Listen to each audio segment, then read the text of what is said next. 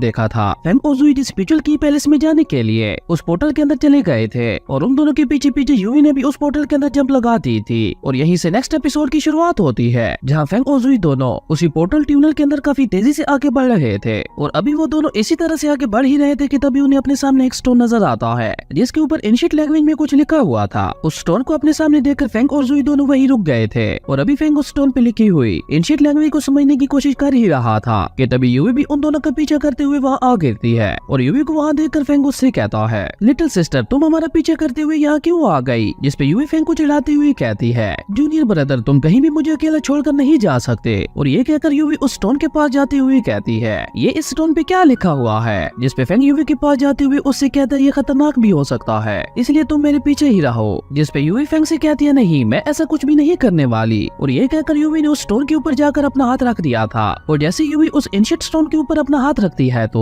वो stone UV को अपने अंदर खींचने लगता है, जो देखकर फेंग और जुई भी यूवी के पास आ गए थे। और तभी अचानक उस एंशिएंट स्टोन का एरे एक्टिवेट हो जाता है जिसने फेंग, जुई और यूवी तीनों को अपने अंदर ले लिया था, जहाँ वो तीनों एक बार फिर से एक ट्यूनल में नीचे की तरफ गिरने लगते हैं। लेकिन इस बार इस ट्यूनल में उन तीनों के ऊपर लगातार अटैक्स भी हो रहे थे जिन्हें फेंग और जुई तो किसी तरह डोज कर रहे थे, लेकिन यूवी ऐसा नहीं कर पा रही थी और वो अटैक्स एक के बाद एक लगातार यूवी को हिट करते जा रहे थे, जिसमें यूवी को काफी ज्यादा पेन हो रहा था, जो देखकर फेंग ने अपने तलिस्मैन का यूज करते हुए उसे यूवी की बॉडी के अंदर ट्रांसफर कर दिया था, जिसकी वजह से अब वो अटैक्स यूवी को हिट नहीं कर पा रहे थे। और इसी के साथ यूवी नेक्स्ट रियल में ब्रेक थ्रू कर गई थी, जो देखकर फेंग सोचते हुए अपने मन में कहता है, यहाँ पे जो स्पिरिचुअल एनर्जी यूवी को हिट कर रही थी वो इतनी ज्यादा प्योर थी कि उसकी वजह से यूवी नेक्स्ट रियल में ब्रेक थ्रू कर गई है। और ये कहकर फेंग कहता है, अगर हम इसी तरह स्पिरिचुअल एनर्जी को ऑब्जर्व करते जाएं तो ये हमें हमारी महीनों की कल्टीवेशन से भी ज्यादा फायदा देगी। और अभी फेंग ये सब सोच ही रहा था कि तभी वहाँ पे एक पोर्टल ओपन होता है जिससे तीन बहुत ही खतरनाक स्पिरिचुअल बीस्ट बाहर आते हैं और उन तीनों स्पिरिचुअल बीस्ट ने फेंग, जुई और यूवी तीनों को घेर लिया था। और जैसे ही वो तीनों स्पिरिचुअल बीस्ट रोर करते हैं तो उनके रोर करने की वजह से वहाँ पे बहुत ही ज्यादा पावरफुल और फैलने लगता है, जो कि इतना ज्यादा पावरफुल था कि उसे जुई बर्दाश्त भी नहीं कर पाई थी और उसके मुंह से ब्लड निकलने लगा था। वहीं यूवी को भी अपने कान बंद करने पड़े थे,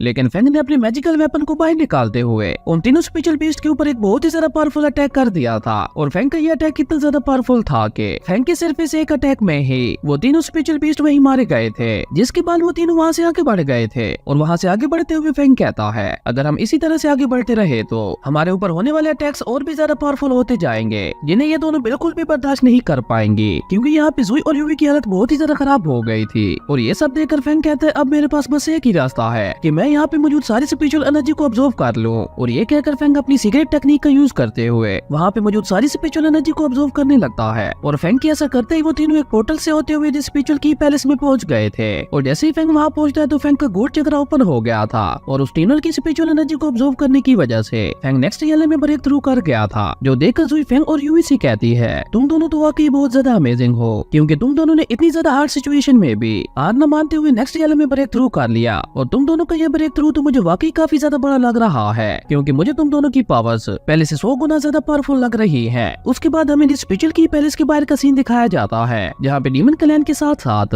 और भी काफी सारे क्लैंस के लोग आए हुए थे। और तभी डीमन क्लैन के एल्डर के साथ साथ बाकी 2 क्लैंस के यंग मास्टर्स, जिनके पास उस ट्रायल मैप के बाकी के 2 हिस्से थे, वो तीनों मिलकर अपने अपने ट्रायल मैप्स उस एंशिएंट गेट की तरफ बढ़ा देते हैं। लेकिन जैसे ही वो तीनों मैप्स उस गेट के पास जाते हैं तो डीमन क्लैन के पास मौजूद ट्रायल मैप वही डिस्ट्रॉय हो गया था, जो देखकर डीमन क्लैन के एल्डर बहुत ही ज्यादा हैरान हो गया था। और ये सब देखकर वहाँ पे खड़े लोग आपस में बातें करते हुए कहते हैं, ये वाला ट्रायल मैप तो डीमन क्लैन का था, क्या इन लोगों ने ये फेक ट्रायल मैप खरीदने के लिए इतने ज्यादा पैसे दिए थे? और ये कहकर वो दोनों डीमन क्लैन का मजाक उड़ाते हुए आपस में हंसने लगे थे। उन लोगों की ये सारी बातें सुनकर डीमन क्लैन के एल्डर गुस्से से कहता है, पवेलियन हाउस की हिम्मत कैसे हुई मुझे इस तरह से धोखा देने की? और ये सारी सिचुएशन देखती हुई शन उन सब से कहता है, अब जब तीसरा टायर मैप हमारे हाथ से जा चुका है तो हम इन 2 टायर मैप्स की मदद से कभी भी इस एंशिएंट गेट को ओपन नहीं कर पाएंगे। और हमें इस एंशिएंट गेट को ओपन करने के लिए आखिर उस टायर मैप की जरूरत है ही क्यों ना हम सभी अपनी अपनी पावर्स का यूज करके फोर्सफुली इस एंशिएंट गेट को डिस्ट्रॉय कर दें, क्योंकि अब इसके अलावा हमारे पास कोई और रास्ता नहीं बचा। शन की ये बात सुनकर वहाँ पे खड़े लोग आपस में बातें करते हुए कहते हैं, मुझे नहीं लगता ये एंशिएंट गेट इतनी आसानी से खुलने वाला है। तभी वहाँ पे खड़े एक लड़का कहता है, भले ये एंशिएंट गेट कितना ही ज्यादा पावरफुल क्यों ना हो, लेकिन ये गेट इस यंग मास्टर की पावर्स के सामने नहीं टिक पाएगा।